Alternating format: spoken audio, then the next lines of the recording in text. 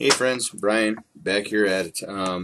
As promised, I am back at my life lessons videos. What I've done is I've incorporated my daily personal development. Part of it, I do it twice a day, in the morning and in the afternoon. But in the afternoon, as I'm going through my personal development, I'm basically making notes and letting you know what's going on and what's working for me. And what I'm looking at from time to time down here is my notes. I do actively journal what it is I'm working on so that I can flesh out the ideas. It helps me as I'm going through my personal development and things are turning in my head is to journal my thoughts. And that's what I'm sharing with you is my thoughts, what's knocking through my head. And today's personal development was on leadership. And it was touching base on how frustrating it is, how maddening it can be when you're a middle leader, you have a leader over top of you that is ineffective. Okay, how frustrating that can be. And this is the frustration challenge, if you will. And there was a quote in my readings that I thought was great. It said, "Our greatest limitation isn't the effectiveness of the leader above us. It's the spirit within us." Okay, our greatest limitation isn't the leader above us. It's the spirit within us. That's so huge. So, what should we do if we find ourselves working underneath an ineffective leader? Okay, we can turn this to a positive twist for us. Okay, we can make the best of the situation, and I try to do that every day. I preach to my family, to my kids, to my coworkers, to people on my team at work, whatever it be. I preach all the time, trying to be part of the solution and not part of the problem. For me, that's key to my life. I am constantly trying to be part of the solution. Okay, so what do? We can develop a solid relationship with our leader. Even if we feel they're ineffective, develop a solid relationship with them so we have a constant two-way communication going on. Identify your leader's strengths and their weaknesses.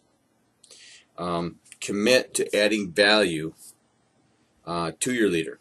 Okay, identify their strengths and try to add value to their strengths. Get permission to form a game plan to play to their weaknesses. You know, maybe you're strong where they're weak, and ask permission of your leader to work on a game plan to bring that to the team. Now, you know, you're going to have to, sometimes tippy-toe around this because a lot of leaders don't want to admit that they have faults. They're flawless.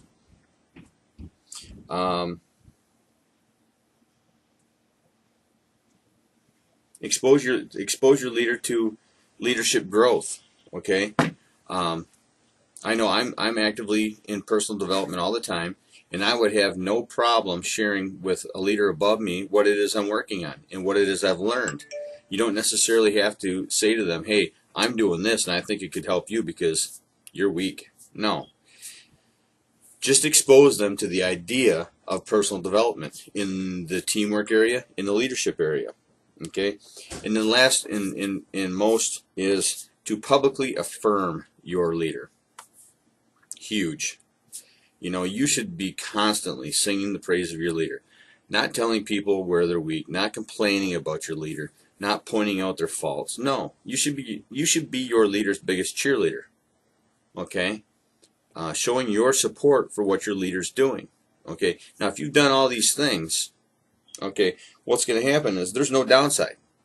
There is no downside in adding value to your leader.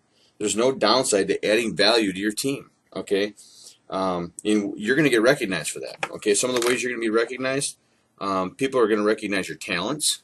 They're going to recognize your contribution to the team. They're going to recognize your ability to succeed and to help others, and that's huge. So the bottom line is, in my opinion, is what I want to do, what I need to do, is to have a spirit of cooperation and teamwork.